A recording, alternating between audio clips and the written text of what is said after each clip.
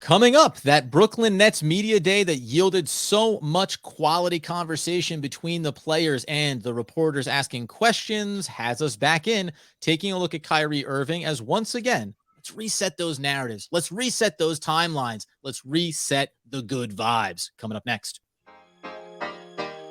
You are Locked On Nets, your daily Brooklyn Nets podcast. Part of the Locked On Podcast Network, your team every day.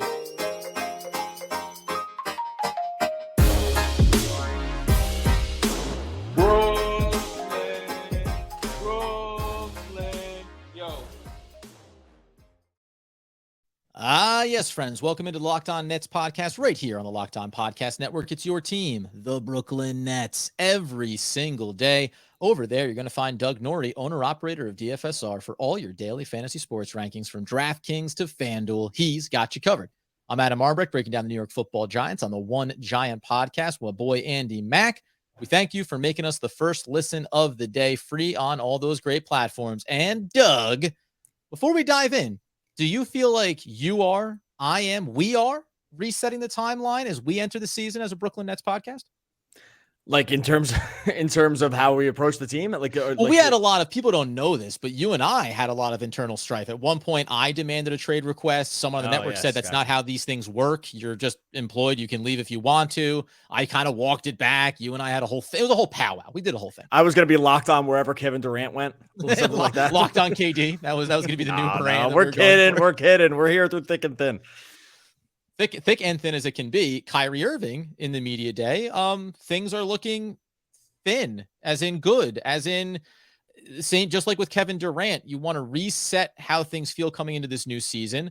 The last 2 years, last year specifically, when it comes to Kyrie Irving, was as tumultuous as it could possibly be from a NBA team and player perspective and personally. So he gets up to the podium, and just like with Kevin Durant, let's go ahead and clean the slate. And as he jokingly said to kind of kick things off, we want to run the timeline. We can run the timeline. And in some ways, we don't need to, because we all know it and we've talked about it. This is about what did happen in this offseason as it pertained to Kevin Durant, the trade request, and the negotiations for Kyrie on the extension.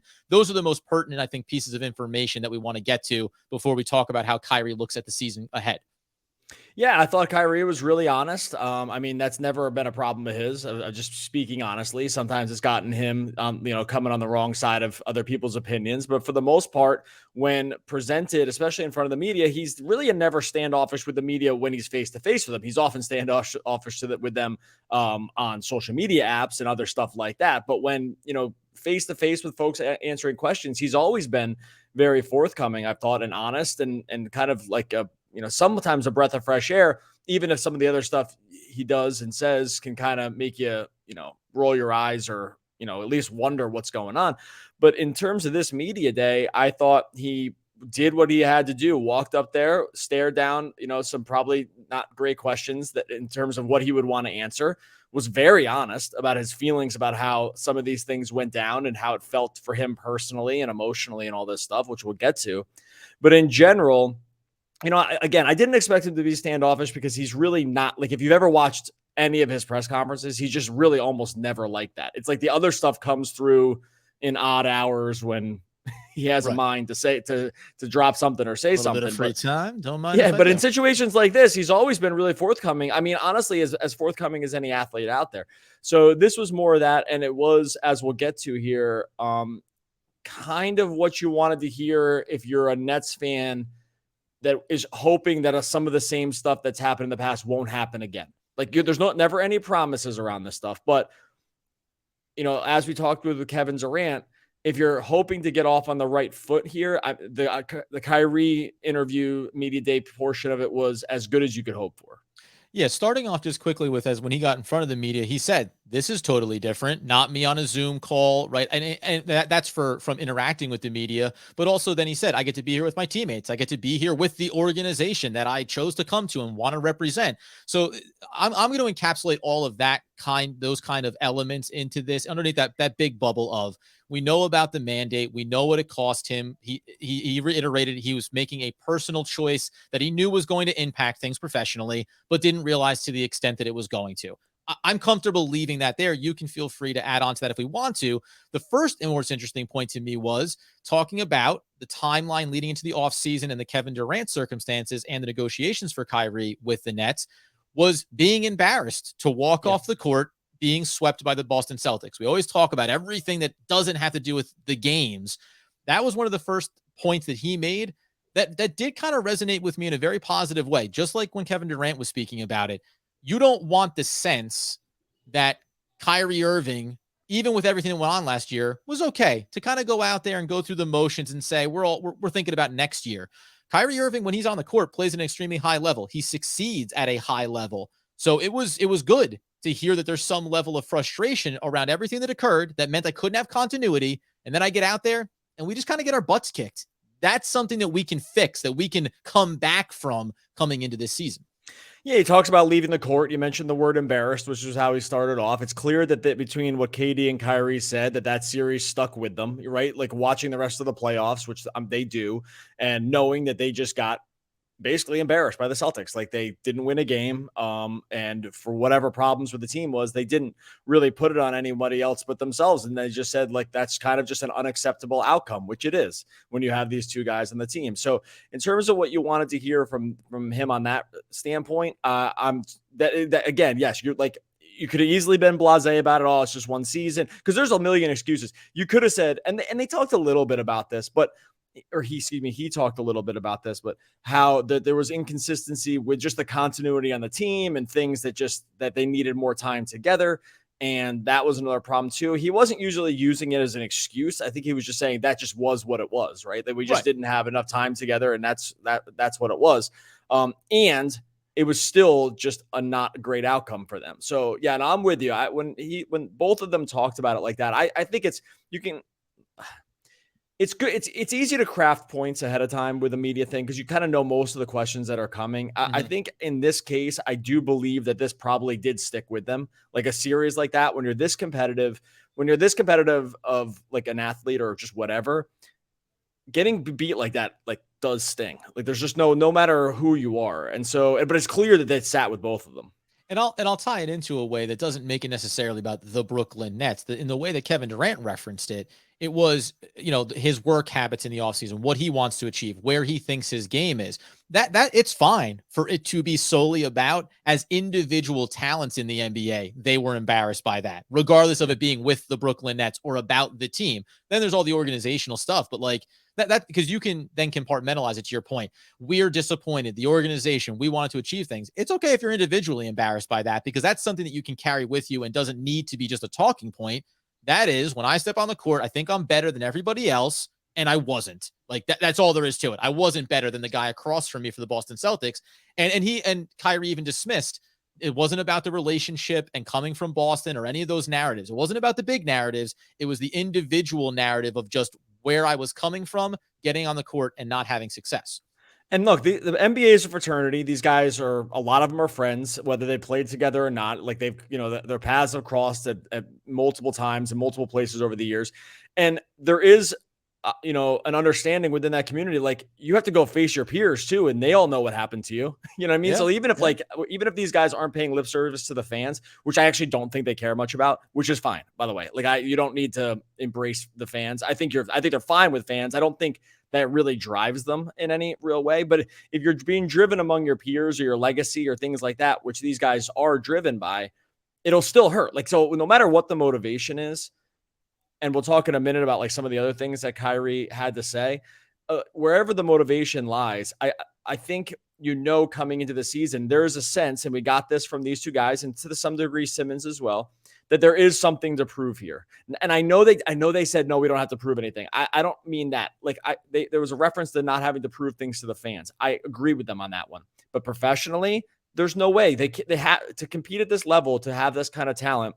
This stuff sticks with those guys. I think sometimes people want it to be like the fans that these guys are playing for. I don't want to break the news to you. It's not right, but it's okay. It doesn't matter because I think there's just other motivation. Not to say it's a zero, but no. But I think sometimes, to your point, it's like we saw everyone had these media days. Bulk of the teams. LeBron James Does he want to represent the Lakers well? Of course he does. But what is motivating LeBron James? It's about getting older and still viewing himself as the best player, one of the best players in the league. That's what I'm doing here. That's what Kevin Durant is doing. It's what Kyrie's doing. It's what every player is doing first and foremost. To your point, when you get love from the fans and they're celebrating great games, like, of course, that relationship matters and you like it. But now more than ever in sports, there's been a clear ability to kind of take a look at the landscape of things of, how do fans treat you all the time, right? Are the fans always in your corner, or do they, depending on the success of the team, start to maybe sway in one direction or the other? So you're always going to be motivated by yourself, and that little point that you made there as well, motivated about how your peers are looking at you, and maybe some of these younger players nipping at the heels of you as you get older, where you want to say, okay, been a weird couple of seasons. Guess what? I'm ready to reassert where I am in this hierarchy. All right, we got a bunch of other things. We want to talk about what Kyrie said about his relationship with Durant and kind of how that went down with Durant's trade request. Going to talk about just kind of what's motivating Kyrie at this point and just how he felt about maybe not as many teams out there that were looking for his services as he might have thought. First, going to talk to you about our friends over at betonline.net, your number one source for football betting info this season. You can find all the latest player developments, team matchups, news, podcasts, in-depth articles. You can figure out how the Giants were not able to cover, and not only not cover, but not only been able to beat the Dallas Cowboys last night. It's all there for you on Bet Online, your continued source for sports wagering information, live betting, up-to-minute scores for every sport out there. They got the NBA lines already sitting there at Bet Online, so go check that out. Head on over to betonline.net. You can learn more. Use that mobile device. Sign up today. Bet Online, where the game starts. So as you mentioned there, more than enough to have to continue to cover here in a very positive way. One of the things that Kyrie Irving, we've talked about this before, and as you said, he's never shy from being open and honest. He spoke a lot about, and I'm going to use the term that he mentioned there just because I think it encapsulates the way his perspective is. He said he wanted to honor what Kevin Durant was going through in the offseason. He wanted to honor himself and what he was experiencing. He said that he wanted to honor the questions that reporters were asking, the job that they need to do. I think that sometimes when, depending on how you look at verbiage, that can strike a certain way. I think that is genuine in how Kyrie Irving thinks and speaks on these different angles of it. And inside of that is where you got that first insight about where he acknowledged, as he has before, I'm not perfect in terms of the way that I handle relationships. And as you got into this offseason, and we can touch on the negotiations between him and the Nets specifically, all of a sudden you get there and they come to that part of, where were you when Kevin Durant requests that trade? What was it feeling like? And he essentially said, I'm sitting at home on my couch, and he goes, awkward. Yeah, it was awkward because I didn't know it. And it reiterates the point that Kevin Durant made.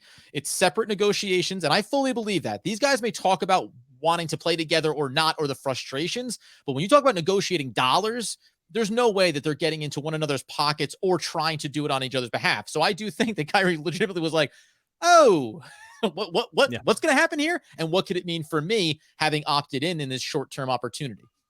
Yeah. That awkward, the word awkward was, it kind of stood out as just probably very much a very accurate encapsulation of how he was feeling. He did call Kevin Durant his best friend during media day, but also admitted that, like, when something like that happens and you did not know about it, it was awkward. And I think it probably did call into question sort of what he felt like his path forward was too. And there's probably a feeling of, I'm putting words in his mouth here a little bit, but a feeling of like, hey, what's going to happen to me here? Right. And which then, proceed to have him go out and explore other options, which we'll talk about here in a second. But it does give you an insight into, I know people often want to, again, equate their own life to NBA athletes and be like, hey, but I would never do this without telling my best friend. It's like, that's just not how it works with these guys, man. Like, they just have their cohorts. They have their groups. They are very individual dudes. They are looking out for themselves, as they should.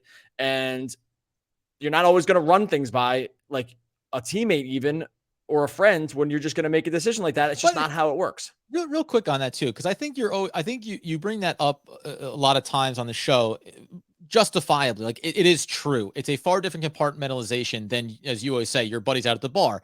And also, I think there is people make personal decisions for themselves, right? Sure. Like, we can apply it to it is kind of a universal truth. Yeah, you want to take into account how it's going to impact other individuals and what's going to be best for them and for you. And at the end of the day, you have to be able to wake up in the morning and go, this is the choice I made. And if it was predicated on somebody else and, what you think's going to happen and how they're going to come back to the table with you or for you, etc., that's how you end up leaving yourself open to being frustrated, disappointed, or disenfranchised about what's going to happen going forward. So in that moment where Kyrie, again, he ends up opting in on the 1 year. They discussed the negotiation coverage and what that looked like. And I will touch on, I'm not glossing over the idea of the vaccine and the mandate and how it impacted, because Kyrie referenced it was, he became, I don't want to get this wrong. He didn't appreciate how being unvaccinated became a stigma. And I think that there are fair aspects to this in saying you can examine what that meant and how, and the choice you think he should have made professionally, the choice he made personally, and the responsibilities that come with that. I think we can all agree that once that became his choice, the party lines in which things got divided on became personally negative in a way that I don't think is ever justifiable or fair. You can examine it from a basketball standpoint, and I get why that would be difficult for him. And ultimately, it obviously played a factor in saying, okay, let's just set the bar here with the opt-in for 1 year, and we'll see where that goes. And then the trade request tumbles and everything starts to get really murky here in the offseason. Yeah, and so, and I'm totally with you. Like, he did speak about the vax stuff, and I was able to hear that. We have been around this road so many times. I'm not going to go down it again. But I want to make sure we didn't skip over it. But yes. Yeah. But like and I think that he said, and he also said that he felt like he was given something like an ultimatum about whether he could play or not. And it wasn't I don't think it was a direct ultimatum, but it basically was. I mean, it was an ultimatum because he didn't get to play. So it was like if he had gotten vaxxed, he would have played, and if he didn't play. So that is just an ultimatum, whether it was expressly stated or not.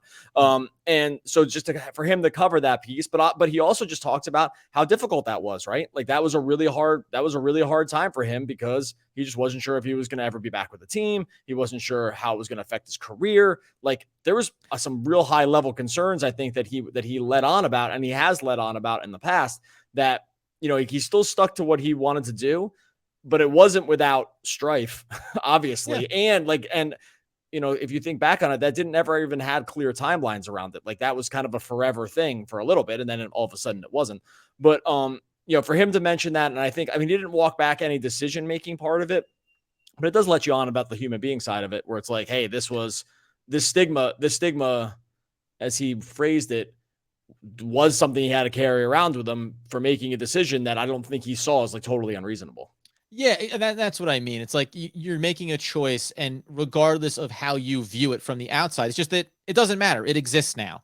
And the impact, whatever the outcome is going to be, I have that now. The organization has that now. The fan base has that now. And everyone has to kind of come to grips with whatever that may look like. Then the other piece coming off of that was following the idea of, well, we got this trade request coming, and this kind of happened. The timeline kind of overlaps one another here. He opts in on the 1 year. There seems to be some sense that maybe if you want to go to market, you could look and see what that landscape is going to be for you. And we'll come up here in a second and break down what that landscape looked like. And I think, again, some more honest responses from Kyrie Irving on that front. Okay, so as we mentioned, everything some things happen simultaneously for the Brooklyn Nets, or everything happens simultaneously. And just to tie it in as well, remember when Kyrie Irving finally comes back onto the court, something that was occurring in and around all of this was the trade of James Harden with the Philadelphia 76ers, and Ben Simmons coming in, and Seth Curry, and what that's going to look like, and is he going to be healthy? So there's 1,000 other narratives happening at the same time. But once it became obvious that the extension was not going to happen, the murmurs out there start that maybe, hey, if you think you can go find a trade, go ahead and look and get it. And Kyrie honestly said, wasn't as many suitors as I maybe thought. And for a number of reasons. Who could afford to take him on potentially? The speculation around maybe I'll just go next year in the offseason and take a vet minimum to get the ball rolling here. But I think that was also the reality check of where his status currently stood in the landscape of the NBA. Yeah, his exact quote were when he was asked about whether he would have considered going to another team, right, and opting out. He said there were options, but not many. I'll tell you that. And he kind of laughed at that point. But he said, because again, the stigma of whether or not I want to play, whether or not I'm going to be committed to the team, which I thought was really unfair at times, but also the timing was ideal to be able to put that on me because I wasn't available. So he wraps that back in there, but he admits that, like, hey, there weren't a ton of people calling. right? Like when it was readily available information that I was available to be on other teams, he doesn't sound like he fielded a lot of offers. And I think that's an interesting thing to admit. And there's something I think fascinating to it, just in terms of the NBA landscape, of saying, okay, he's available. And we talked about it at the time where I said, is there no team that maybe would take this little, half-year flyer on him when he was unable to play in New York, but would have been able to play somewhere else and then figure it out later? Or wouldn't a team want to X? I do find it interesting. If we didn't have this past year occur, we still know what the talent is of Kyrie Irving. But remember, even pre that, it's about going from Cleveland to Boston, about leaving from Boston and coming to Brooklyn. And then, which is not on him either, also the injury kind of little tag that follows him around a little bit too. I think that a lot of people when we hear people talk about him, they reference Kyrie Irving like he is also going to be 34 years old, like Kevin Durant. Kyrie Irving is 30. Like Kyrie Irving is in the sweet spot of his prime, which even makes losing out time this past season more difficult to swallow from every angle. But do you think that the league wide, this perception is also, where is the value of a Kyrie Irving? And I'll extend it to, where is the value of a high level point guard or a high level off guard, whichever you're going to put him in, relative to where the league is and what teams need to be ultimately successful: length, size, versatility. Well, I understand. I mean, I'll get to that in 1 second. I understand why there wasn't there wouldn't have been a lot of suitors. The timing, like just like the Durant trade was weird. And just these guys fit such small boxes of like what teams are going to want to bring them in for, a reasonable amount of money. So I get why there wouldn't have been many teams calling at that point, right? Like that is just kind of obvious. We kind of knew that. Like we knew the list of teams that would maybe even consider it was already pretty short, just like the teams that would consider unloading the full bag for Durant was pretty short. Like this is really unique circumstances. I do think that the league wide, he has some kind of like repairing to do around his just kind of not his attitude, but his reputation. Sorry, I couldn't think of that word. He has some repairing to do around his reputation. I think he understands that too. He kind of admitted it in this media day. It was like, this stuff went along with me, whether that's fair or not. I think he sees it on him to be able to actually cure some of this stuff for himself, because at this point it just is what it is, whether he likes it or not. Like that is the talking point around him. And I actually think he understands that. He actually didn't really push back on that too much in this. He admitted that it was a problem, but it wasn't like he was crying about how unfair it was. I think he just saw it for what it is. You mentioned his prime. It's really easy to forget this. 2 years ago, this guy was 13 All NBA. Like he was amazing 2 seasons ago. I know we had this last season in between us where he didn't play. The skill wise, there's not really much of an argument. Again, voted by the media, and its peers, he was All NBA 2 years ago. So it's and because of the way it worked out, he put no miles on himself last year. So like fresh as can be that. But if you think about it, I think from like what you're saying, think about it that way. That is completely forgotten. That is no one is talking about that. Like, but he was a 50, 40, 90 guy 1 season ago. Right? And this is when we talk about the rankings and these lists and everything else. This is true of everybody in the NBA, not just, it happens to be that Kevin Durant and Kyrie Irving are inside of that pocket right now. It is the recency bias is real. When a young player looks like a stud and where there's a surprising surge for a team in the playoffs that you don't expect, you start to put more weight on what they can be and what they can do. And I think, listen, every player eventually starts to take a little bit of a step back, starts to see a little bit of a drop off in their play. But by and large, something that I think you always speak to on the show is, it's like, trust the stats, like trust the history on a lot of these guys, trust the numbers. Dudes that played an elite level for a decade don't typically become a bum in year 11 or year 12. There will be the fall off, but there are guys that can be flashes for a season or two. There are players like, I'm not even knocking him, Donovan Mitchell is a guy that comes on as X and now I think has been compartmentalized into a very different type of player and a type of talent that you start to, you think, what does he mean if you add him to this group? What does it mean if you put him onto an island by himself? There are tiers and levels to this. And not to get too far afield from media day, which I think ended on a very positive note for Kyrie in general, that matters when we talk about where these players are, not just the skill sets, the talent level. It's about what they've proven to be capable of. And Kyrie is obviously one of those guys.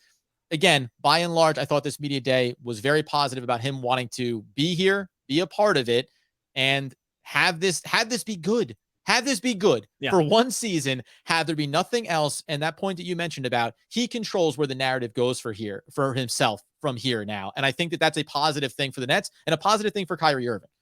I don't know how much I don't know how much media day like this is akin to those like open gym videos that you see from players. It's like, look who's working on their 3-pointer this year. Like, look who's insane shape, when there's just nobody in the gym and there's there's no pressure against you or whatever. Sure. Talk is cheap, you could say. But I know I often fall a little bit for those. And I'm wondering if I fell a little hard for like the Durant and Kyrie thing here, because like in my mind, I mean, I'm not going to go crazy on this.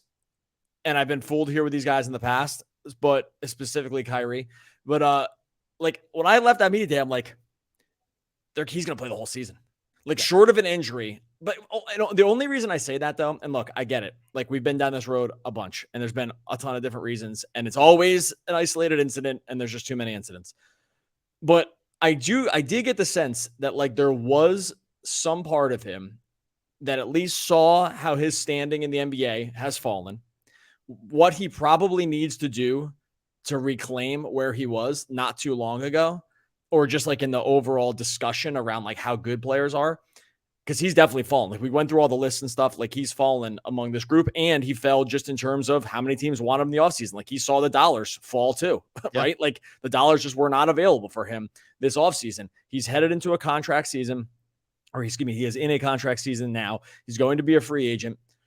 If there was a time for this guy to just not have anything happen and or if like something was going to happen to like move past it, because he's like, I just can't let anything happen this year. Like this is the season.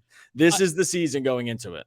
I will say, because, and I know I probably sound crazy. Like I'm like, oh, Ben Simmons hit a 3. He hit a 3 in the open gym. He's going to take 50 threes this year. No, I get it. Like this kind of thing happens. Well, just wait until Day'Ron Sharp's hitting mid-range jumpers, and wait until you hear me on the podcast, friends. No, but just a few episodes ago when we were talking about where would it be and what would I want, I said, I was like, if I could just not have to have these discussions around Kyrie and what it's going to be, whatever, like I would just as soon not do it anymore. And then I watched the press, and then I watched Media Day. Yeah. And I got that old-fashioned feeling where anything's possible. I think you're right. Like it does, like, because you know why though too? You're right. And you said this yesterday with Kevin Durant. You can't always like win the media day, but you can certainly lose them, right? And I think that they both won it. But you could lose a media day. You could have come out being Kyrie Irving and just been like, hey, listen, man, I think you all gave me a bunch of crap. I didn't really love it. It was I made personal choices, whatever. I'm getting dragged for 2 years now. Like, it's not even just about this past season. It's about, I've been getting dragged for the last 5 years of my career. Ever since I said I wanted to leave Cleveland and have my own team, I've been a target. And we all know that he doesn't help his cause with that. But I do think that you come in with the best possible version of it. It'll be fascinating really to see whether it's the Brooklyn Nets. I think if this season goes one way and he plays a ton of games and it all looks good, the Nets are going to be willing to probably pay him. I would be very fascinated to see, though, if he went to market, where do teams really look at him? Because I don't know if one really, bounce back season for him on the court and off the court is going to change or alleviate concerns that other teams would have. To your point, I think it will. But to your point, though, he's no more motivated than he is in this moment to do everything the right way, right? And I guess the question will come down to what teams will look at it and say it's worth the 4-year max dollars to maybe capture, a championship or whatever. And guess what? If he has that type of year that we're painting the picture of, I think the Brooklyn Nets should be the first team to say it's worth the 4 years max dollar. So don't discount what I think the Brooklyn Nets should do off of a season like that. I'm as optimistic as I've ever been. And what a beautiful process we've gone through here over the last couple of years to be in that place. Fooled again. Classic. Fool me once, shame on me. Fool me twice, shame on. Well, you know what? Screw it. Fool me again. I don't care. I'll come right back in for it. 2 scoops? No, 20 scoops. You can shame me all you want. I'll keep getting fooled. All right. We're going to be back tomorrow. We'll talk about Ben Simmons Media Day, another fascinating one. We'll catch up on that. In the meantime, make sure you subscribe over on YouTube. Thanks for everyone that's left all the comments on YouTube. We've seen the numbers just continue to climb even faster now than before. So it's the easiest way to help the podcast. It's totally free to you. Like and subscribe over on YouTube. Like and subscribe wherever you listen to podcasts. Hey, friends are the ones on who you can depend. He's my friend. He's not my friend. Friends are the ones who are there in the end. He's my friend. They're not my friends. Friends, la, la, la, la. Flight of the Conchords.